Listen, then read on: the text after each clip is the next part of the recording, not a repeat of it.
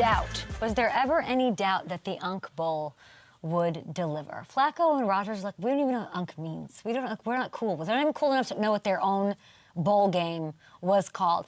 That had to be one of the best games ever. I think it might have been. Of course, a little partial. Love the Bengals. Want them to do their best. Of course, the biggest takeaways from last night. One, the Bengals are going to the playoffs cemented. I said, if they lose this one, you might be cooked. They're not cooked. In fact, they're like ready to go. They're rearing to go to the playoffs. Something happened. They found something. Second half last week, all of last night, Flacco giving Jamar Chase and T opportunities to make these big plays, to let it rip, to somehow not get sacked, this Flacco. It was giving 2012 when he led the Ravens on the Super Bowl run. It was giving 2023 when he went 4-1 and led the Browns to the playoffs. This is what Flacco is. It's who he is. It's what he does. It's what happens when he looks in the mirror. He's this guy. The vibes sky high last night. Unbelievable. And I think this is sustainable. I do. I love everything. I love the uniforms. I'm obsessed. By the way, it's sustainable if the O-line and Chase Brown make plays like you were seeing just there. That line gave Joe, he had time to tie his shoes. He was giving Brady, when Brady was doing Brady things with Scarnecchia running the offensive line. Okay, the 142 yards on the ground. I have been waiting for this all offseason. I'm talking a big game about Chase Brown this, Chase Brown that. He's going to be the breakout player. And it's been nothing all season. And all of a sudden, 9.8 yards per carry. This is what I was willing. This is this breakout situation I was hearing about from people inside the building.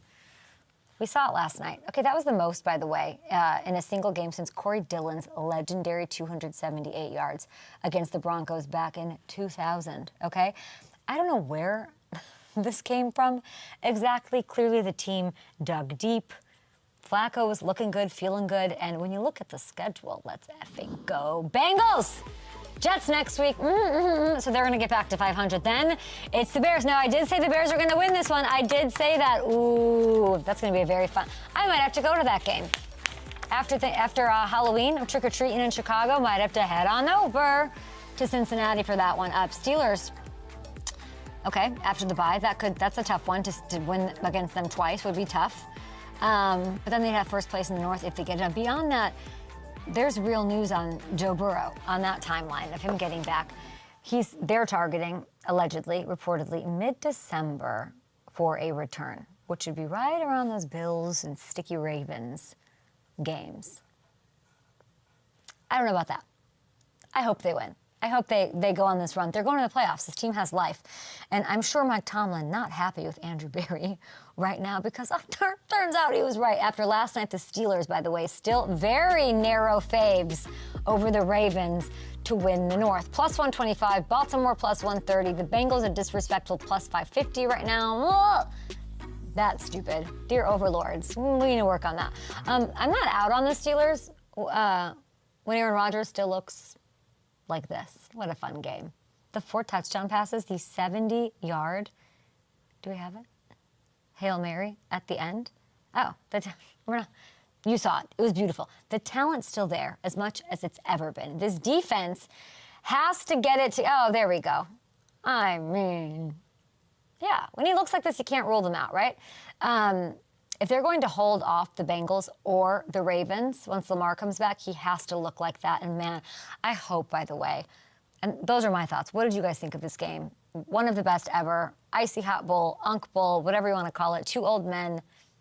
What did Donovan McNabb say? It's like you want to, Hamilton, what did he say? I thought it was really eloquent. That when you're in those games and you know the end is much, much closer. Ham? To the beginning. Yeah. Donovan said, you're out to prove it to everyone and yourself that you've still got. And it almost probably makes you push even more. These two this morning they're doing, those trainers are doing the Lord's work, you know? Aaron goes down. He looked like he got hurt on that celebration. These two, and Dan Orlovsky, I'm sure will talk to us a little bit about that. They're doing the Lord's work, ice tubs, foot rubs, witchcraft, microdosing ayahuasca, all of the things are happening with these two right now after that kind of a performance. But Donovan McNabb, he was dead on. Like you go out there and you're like, I've still got it. You want to give it your all, and then man, that next day must suck. Yeah. I mean, listen, knowing they had these 10 days to recover might have pushed him a little bit harder too. But yeah, Flacco said after the game he's never used Icy Hot, so I want to know what the secret is there to keep him going at this My point. question is like, why is Icy Hot getting such free publicity? Like, wasn't Shaq in the commercials 20 years ago? Yeah. And then, like, we haven't heard from about Icy Hot. Are people still is Icy Hot still a hot little ticket, a hot little number? I don't know. I mean, for 40-year-olds, at this point, yeah. I don't know that it is. People that were in that generation with Shaq on those commercials, yeah. I guess. To me, it's like, wow, the free pub for Icy Hot this week leading up to this, to a huge primetime game. Unbelievable. Okay, yeah, so they're going to the playoffs. That's my takeaway. They looked really fun. And, like, can Chase Brown... Now, there is a segment of the population, Hamilton, put you on the spot here, that's saying, like, Flacco only got sacked. How many times did he get sacked? Like 2? Barely got touched? You see what it was, yeah. There was that one near the end, I remember. Why can't Joe do that? 2. Why can't Joe do that? I mean, the line played much better last night than we've seen in a long time. Amarius Mims was handling T.J. Watt for the majority of it, up until T.J. had that sack really late in the game. Mims was handling him. That offensive line really leveled up. It wasn't, I think it was more about that than anything Flacco did. And Flacco did do a good job getting the ball out quickly at times too.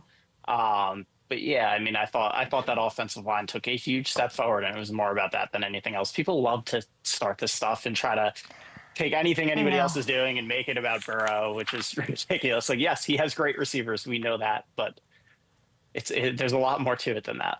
We're just not going to talk about his hair.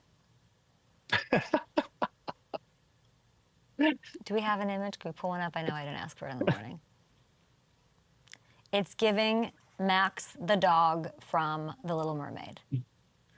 Well, the one that runs around the beach, and it's always in his eyes. You know what I'm talking about. Yep. I saw a lot of Summer I Turned Pretty references in there, too. That I don't know anything about that. No, I'm in the Icy Hot aisle of the world. I have not ever ventured down the pretty, whatever that is. I've heard of. I'm in the Icy Hot aisle. I've never been down that aisle. I don't shop in that aisle. You're probably better off. Yeah. But I will, yeah. Oh, man, I lost my point. I had a great joke in my holster right now. What was I going to say? Shoot. I don't know.